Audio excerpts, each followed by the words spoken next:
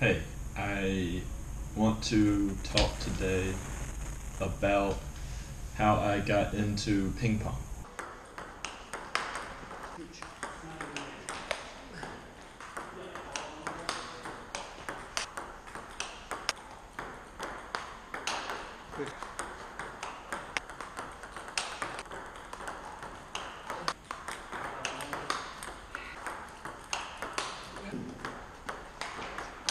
Good show.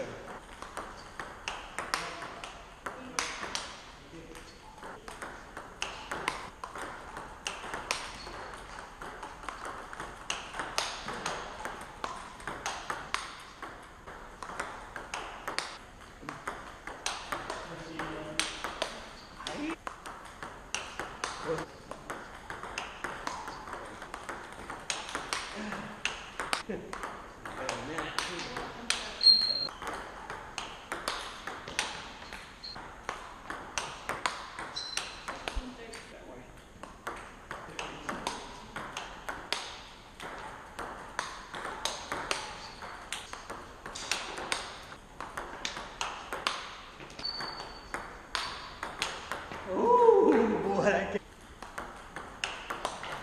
I saw it coming too. Couldn't hit it.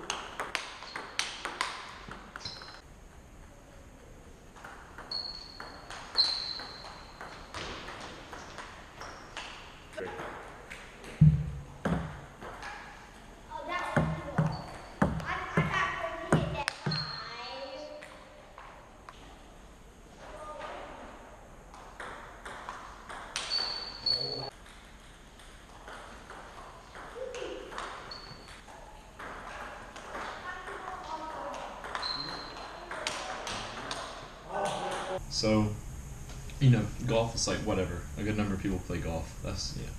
But to a lot of people, especially in this part of the country, the southeast region, people don't have like a good understanding of ping pong, I guess. Like, when you tell people that's in the Olympics, they all are like, whoa, and so a lot of people will ask me when I tell them I play ping pong, they're like, oh, you mean like in your basement? And I'm like, no, I've, played competitively for a bit.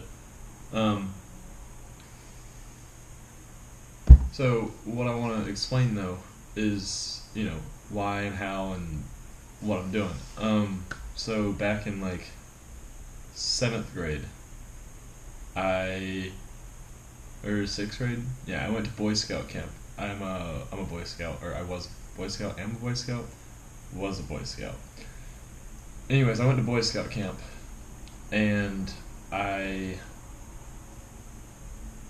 there's a ping pong, there's ping pong tables there, 2 of them, and there would always be, winner stays on the table, and so you'd have this one kid that was really good just sit up there and just beat everyone. It was like, whatever. And at this point in my life, I'd never touched a paddle. Like, I had never played ping pong. None of my friends had tables, whatever. So, you wait 25, 30 minutes through this long line of people, and I finally get up there, and I get skunked. And in street terms for ping pong, that means you're down 7-0, so you automatically lose, because everyone is still playing to 21 when it comes to people just messing around. You're like, why go all the way to 21 when you're already down 7-0, right? So that was sad. I tried to play again, like the next day, and I got whitewashed, which is similar as when you're down 11-1. You're like, okay, there's no way coming back, you're off, you're done. So you wait all this time, I go up there and I have a few quick points where I lose, and I'm done, okay? So I'm a pretty competitive person, and I'm like, that was bad. So I decide that I want to be better the next year I go to Boy Scout camp. I want to be able to win. I want to be the one sitting on the table just playing all the time. And so what I did when I got home from camp is I started watching a bunch of YouTube tutorials, and that was my first understanding of what ping pong really was. Like, at that point, that was when I first saw like pros play. I first started watching like people with actual clubs where there's a lot of tables, drilling, practices, coaches, And this whole world that I had no idea about was all of a sudden opened up. And I was really fascinated. I was like, this looks awesome. Like, this is something I want to do. And after some extensive Googling, I was able to find a local club that was about 15 minutes from my house at the time. And I started going out there every Sunday and Tuesday because that's when they're open. Eventually, that club, we lost being able to be out there. It was a rec center out, 15 minutes from my house. We ended up moving into like a hallway of an abandoned mall about 4 to 5 minutes from my house, which is really nice. And that's where we've been for the last few years. And so I've been with that club through 2 ownerships and 2 locations. So it's been a long ride to where I am now, but it all really started back at Boy Scout camp and then YouTube.